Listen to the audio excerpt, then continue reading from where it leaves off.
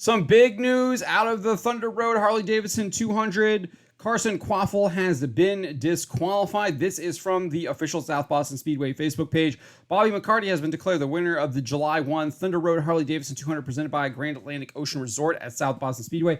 As a result of the disqualification of apparent winner Carson Kvapil, Speedway officials placed the race results in unofficial status following the event as items found in the post-race inspection process were found to be questionable. After a diligent review of the findings of the post-race technical inspection, McCarty, the race runner-up, has been declared the race winner. In addition, Landon Huffman, who finished third in Saturday night's 200-lap race, has also been disqualified. Oh, that's huge. The third-place winner was also DQ'd. McCarty's win in this past Saturday night's event is the second win for McCarty in this event in 3 years. McCarty previously won this event in 2021. That was a great race. Mike Looney actually had the best car that race, but he had some mechanical issue, put him in the back. He fixed it, raced his way up to 6th, I think. Absolutely epic run through the field, but what didn't have enough time to catch McCarty. This is what Jeff Bomar, director of competition for South Boston Speedway, said. He said, "We never want to have to alter race results after an event, but the integrity of our on-track competition is paramount in our operation, and sometimes decisions like these have to be made. Racing is an extremely competitive sport, and with that comes innovation and trying to get every ounce of advantage that teams can, and sometimes that innovation unintentionally steps outside the scope of the rulebook," said Chase Brashears, general manager of South Boston Speedway. He added, "We're extremely appreciative of the professionalism shown by all teams involved in the post-race inspection process, and we congratulate official race winner Bobby McCarty." During the inspection process, the number 8 car driven by Kvapil, who was originally credited with winning the 200-lap event, was found to have a left rear shock that was out of compliance with the 2023 NASCAR Advanced Auto Parts Weekly Series rulebook. The shock's internal piston was the piece deemed as non-compliant.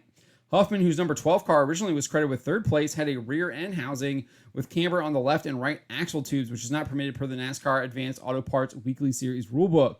The car was also found with a left rear spring and shock assembly that was out of compliance.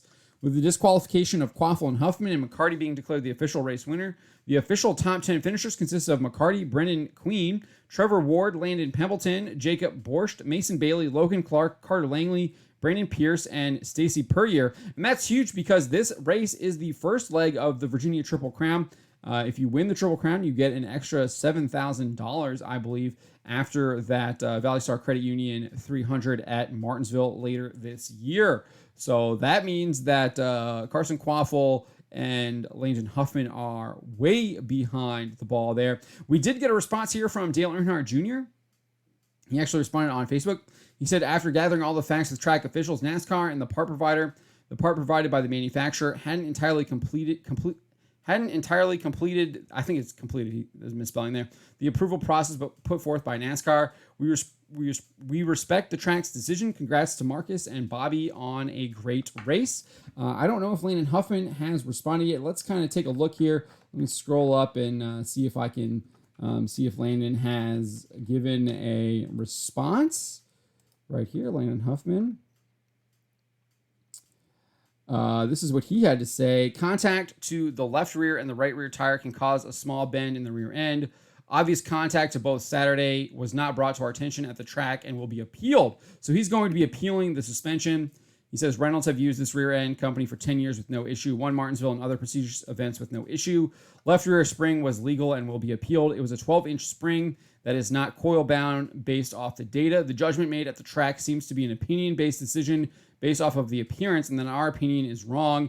It's a track decision, and all we can do is state our case. If it doesn't work out, we will move on and continue to work and improve.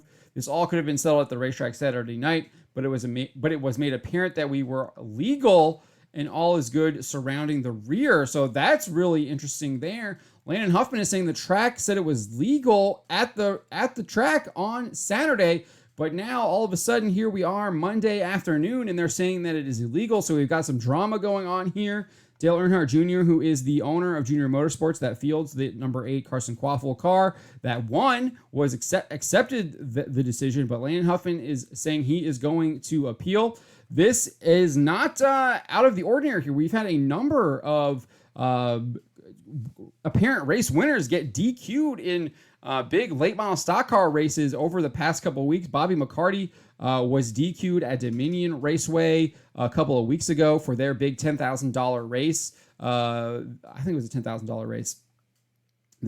earlier this year. It might not have been the $10,000 one. It might. Oh, it was they call it the big one. The Souls for Souls race. It wasn't the $10,000 race, but it was called the big one, Souls for Souls race. He was DQ'd after winning that. It eventually gave the win to Doug Barnes Jr. And then just last Wednesday, we saw Lane Riggs and Kevin Harvick Incorporated get DQ'd during the Cars Tour race at Caraway Speedway. And now we're seeing both Carson Kvapil and Landon Huffman get DQ'd for the Thunder Road Harley Davidson 200 at South Boston. So I don't know what's going on. Maybe the tech shops are getting a little bit more, let's say they're looking a little harder, maybe. I don't know. But we'll see what's going on. But it is seemingly a trend that is happening now in the late model stock car world here in the Southeast Mid-Atlantic area.